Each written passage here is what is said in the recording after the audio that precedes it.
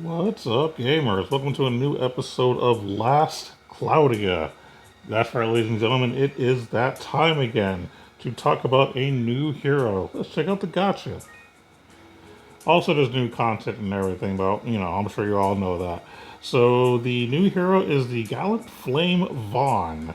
So, just to kind of give you a summary, Vaughn is probably the much better version of the main hero in the game. So, if you don't like the main hero, you don't like the fact that he's a fire type and he doesn't do much damage, has no good skills, all the stuff that people complain about. This is the guy that you can probably say should have been the main hero. But anyway, really interesting. Let's check him out. The pickup details. All right, so Mr. Vaughn, we'll talk about his strat or his strength strats because that's the main thing you want. It's actually at 992, which is not at that 1000 that you really want. But he's still good. So, we'll kind of go over that. His defense is pretty decent too, by the way. 874 is a pretty good stat. So, no complaints there. All right, now his abilities are all fire related. So all of these Fire Fang, Flame Dance, Explosive Burn, and Fire Dragon Rush, they're all just fire based attacks.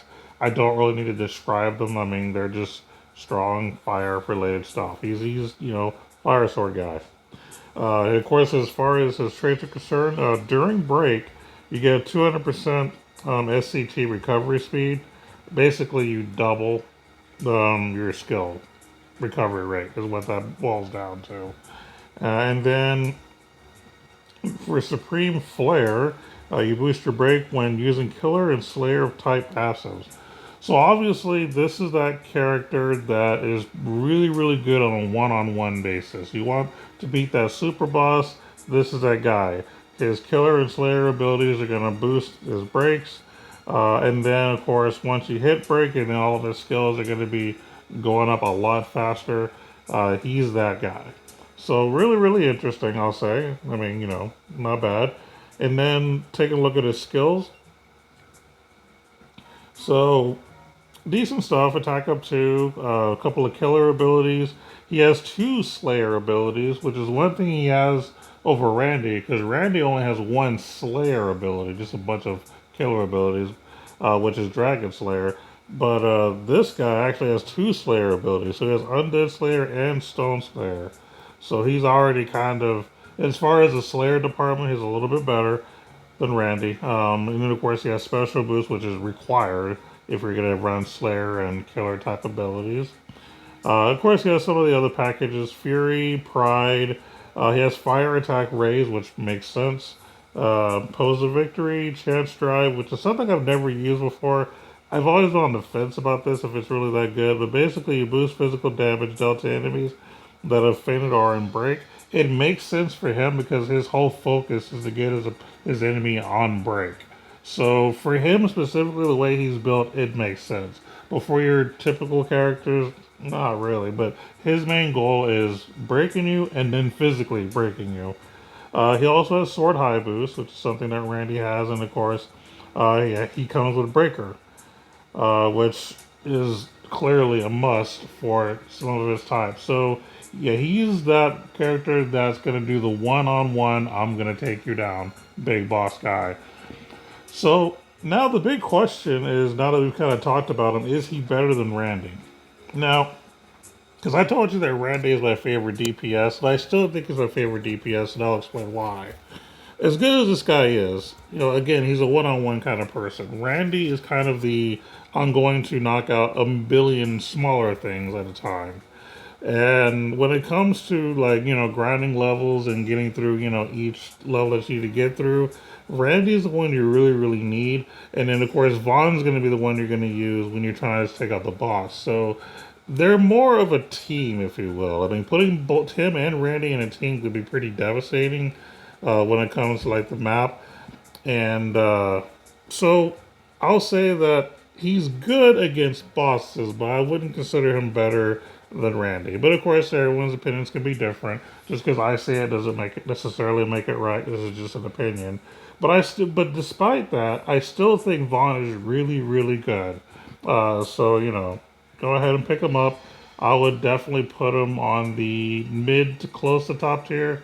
Um, as far as characters are concerned, he's not someone I'm really like hoping I get or anything like that I can do without. But I will say that he is still good. So I don't want you thinking I'm just trying to down him. Now let's take a look at the arcs, because to me the arcs are the more interesting things in this package. You have the Sword of Corpses. Now, the actual ability arc attribute is nothing I. I'm sorry, it's interesting. When you're using a sword, so when you're using this guy or Randy, 3% crit rate, 30% crit damage, and 2 +2 curse resistance, which the crit stuff is what you want it for. Boost strength by 4% when defeating enemies up to 10 times. And then, of course, it resets anytime you've been incapacitated, which means anytime you die. So, interesting arc for that if you're wanting to do like the tower. It's probably good to put on any of your sword characters, whether it be Sevia, Randy, or Vaughn. You know, just really, it's actually pretty decent. Also, let's take a look at his actual abilities, because this is the actual thing to me that's interesting. So it comes up with some basic stuff: counter, attack up 3, a soldier killer, nice. But what's interesting here is we have something I don't think is on any other arc to this day. I think this is the first time this is appearing. Advanced aim vitals. Crit hit power plus 50%. That's really, really good. And for a skill cost of 6, that's actually good. Anything that's considered a skill cost of 7 or less, to me, is cheap. So the fact that this is 6, excuse me, 6, that's strong. You're going to put that on every single physical damage dealer. Well, anyone that you're going to put a crit package on. So for Sevia, fantastic. I think Randy too, because he has a couple of crit stuff. Well, he has one crit support ability, so you're gonna probably put that on him. And then, of course, if you want to use any other, sword wielding or physical damage dealer character, you may put a whole crit package on there with this included. This is really, really good. For me personally, Sevia and Randy are gonna get it. It's just ridiculous. I absolutely love this. And that's the main reason I want this arc, is to get that specific ability. 50% to your crit hit power, that's ridiculous. And of course, I'm under the assumption, I don't know how true this is, but I'm under the assumption that crit hit power also applies to magic spell damage. So if you have any spell casters who do crit, holy damage or something like that, this would apply to that, is my understanding. Because that's what the one that does 30%, I believe, does, is the regular aim vitals, and supposedly that works on magic too. I don't know for sure, that's just what I've heard, so I hope that's the case. Last thing I'm going to go over for this particular arc is the actual ether reward. So you got the Cursed Sword Crestbane. No stat increases right off the bat. His dark attribute, but his trait is that you increase your strength by 25% of your mind. However, the caveat here is your current mind will be halved. So if you have 100 mind and you put this on, you equip it, your mind drops to 50, and then your strength increases by 25. Because, I'm sorry, hold on. Your current mind will be halved, which will put you at 50, and then your strength will be up by 25% of that 50.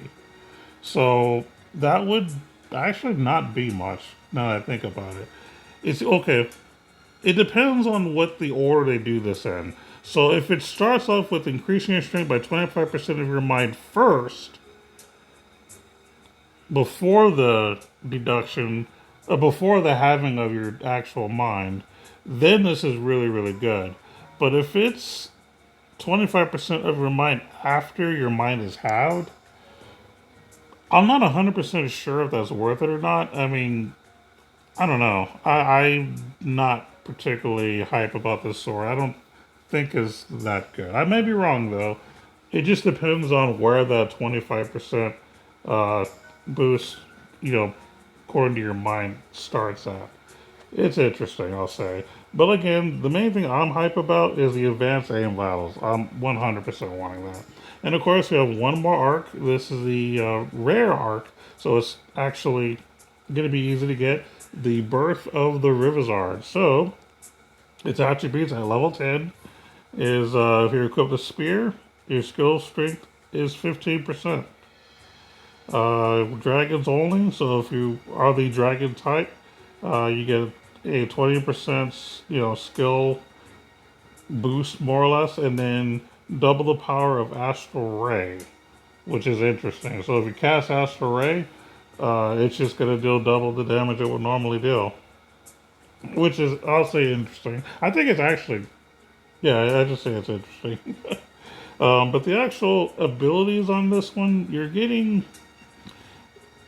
Astral Ray first and foremost. Surprise, surprise. Mimikai Dragon, so obviously you're gonna become a dragon if you choose to equip it. You can attack up two. You get spear boost. Oh, sorry, spear equip, and then you get spear boost at the very, very bottom of it. Now, spear boost is good if you're using specific characters with the spear. I believe there is that woman. I can't think of her name because I never got her. I wanted to, but I didn't get her. But it was the one that it's like she's like a tank, but she also casts earth-based magic damage. So it'd be really, really good for her. But that's pretty much it. Nothing I'm really hype about, but it's pretty good. The spear boost, I think, is probably the best thing on here. And that's pretty much it. The eighth reward is the Rivizard Halberd. So this, I actually like this particular equipment. For a 4-star, it's actually pretty good. You get 90 strength and intelligence. So this is definitely for someone who, is kind of hybrid on the damage there. So I actually like that. It's light attribute as well. While equipped, Vizards become Rivizards in battle and have raised abilities. I don't 100% know what that means. What abilities? Is it like your? I'm guessing maybe their skills, or I don't know. I have no idea what this means. I'm not gonna lie, guys. I can't tell you. But the 90 plus your strength and intelligence is really good for that character that you're going to use to do both. Like for if you want to give it to a hybrid character, you could always give it to Prim. But yeah, I mean, I actually like the weapon for a 4-star. I kind of like that better than that SSR sword. So there you go. And then let's go ahead and do a gotcha pull. Let's see if I can actually get one of the arcs. Because the arcs the main thing I want. And of course, with my luck, I'm gonna get the character, but we'll see what happens. 3,000. Spinning those bonus crystals. With the event that's come out, it should be pretty easy to get a bunch of crystals. And slash. Uh-oh. We got something coming. So it's going to be a character, I assume. Alright, so we got the new rare, which I kind of expected I'd get that, so cool. And here's a new character, I think. I told you. I told you, I told you, I told you. I 100% said, you know what?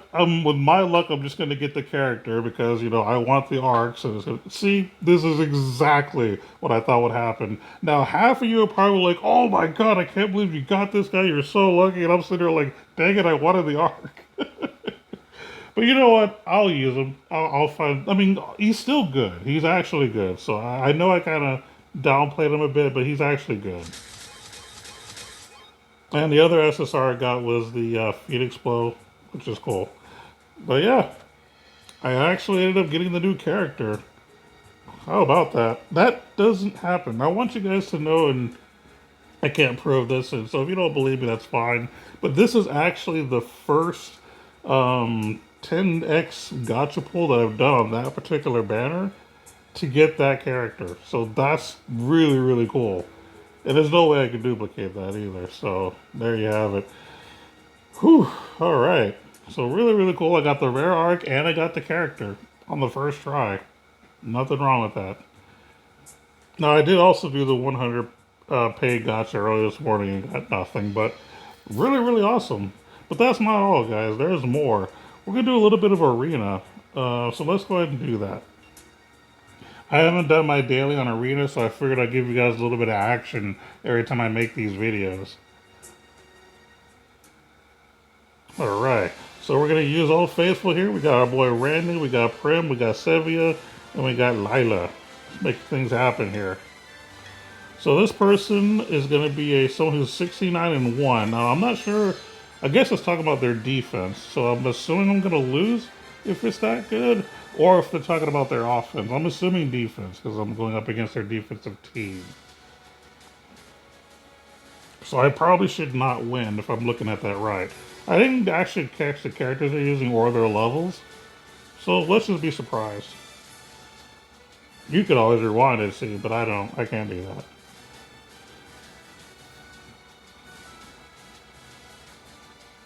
Obviously, I'm mainly controlling Randy because he's going to be the main physical damage dealer with the killer abilities, special boost, stuff like that.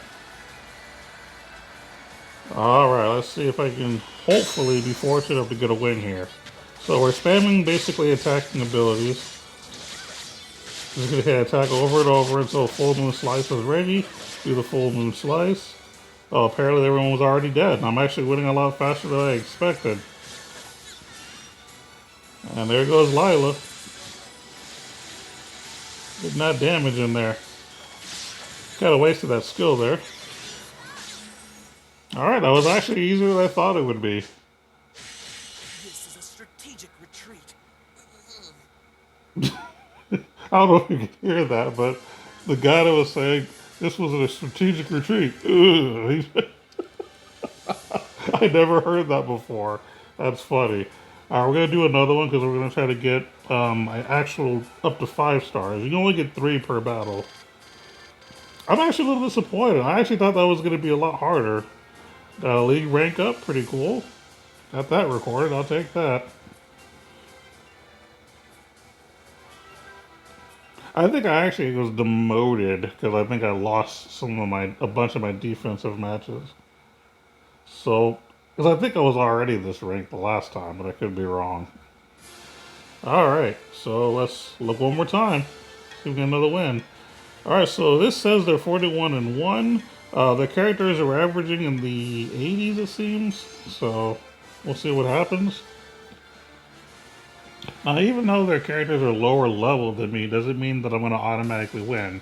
If they're clever with their arcs and abilities with their characters or team builds, that can make a huge difference.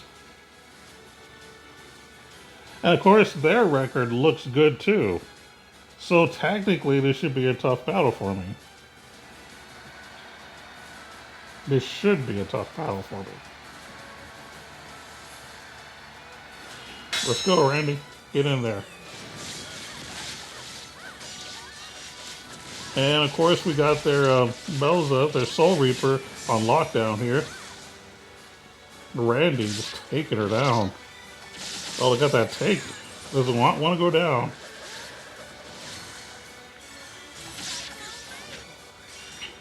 Alright, Lila. Getting that magic damage.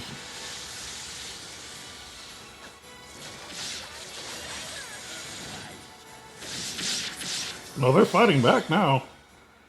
But it's too late. Randy with a Full Moon Slice.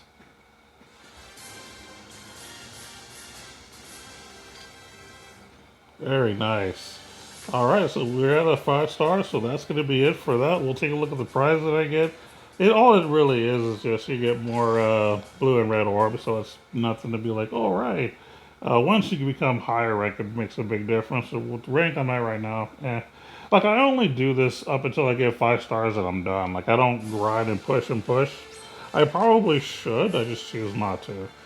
But yeah, there you go. This is how you do your dailies on the arena as well. So, got you a little added content. And this time, that'll be it. So, just to recap, Vaughn is a decent character. He's basically the one-on-one version of Randy.